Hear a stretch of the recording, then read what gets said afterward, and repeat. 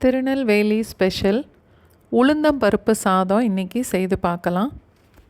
இந்த சாதத்துக்கு அரிசிக்கு 4ல் 1 பங்கு இல்லை 3ல் 1 பங்கு தான் உளுந்தம்பருப்பு சேர்ப்பாங்க.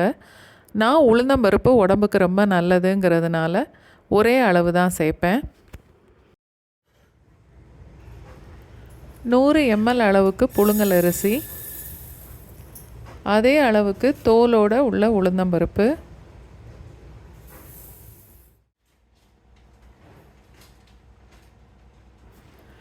ஏழு இல்லை 8 பல்லு பூண்டு, ஒரு 15லிருந்து 20 சின்ன வெங்காயம்,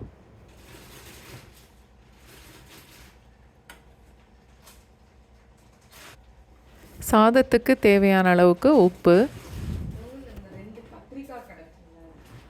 நான் கொஞ்சம் மோரும் பழைய சாதத்தில் உள்ள நீ தண்ணியும் கலந்து எடுத்திருக்கேன்.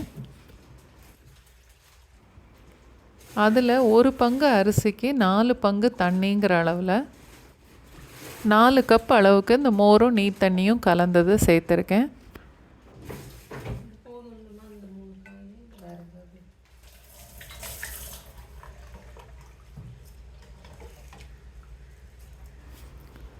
எல்லாத்தையும் சேர்த்து நல்லா கலந்துட்டு அடுப்பை மீடியம் ஃப்ளேமில் வச்சுட்டு குக்கரை மூடி ஒரு 4 இல்லை 5 விசில் வந்ததுக்கப்புறம் அடுப்பை ஆஃப் பண்ணிடலாம்.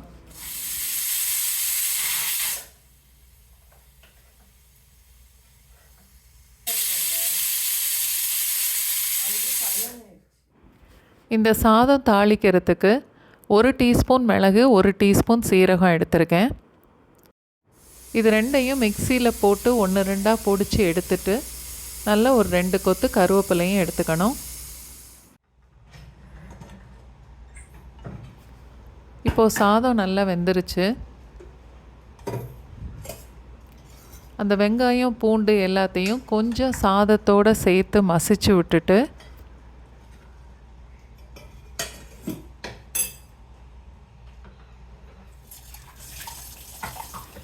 நெய்யில் தாளிச்சாதான் இந்த சாதம் நல்லாயிருக்கும். அதனால் ஒரு 4-5 ஸ்பூன் வரைக்குமே நெய் சேர்க்குறேன். மிளகு, சீரகம், கருவேப்பிலை எல்லாம் சேர்த்து இப்போ தாளிச்சிடலாம்.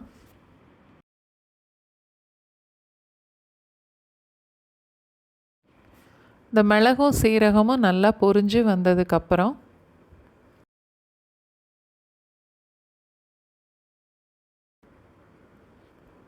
இப்போது இதை சாதத்தோடு சேர்த்து கலந்துடணும்.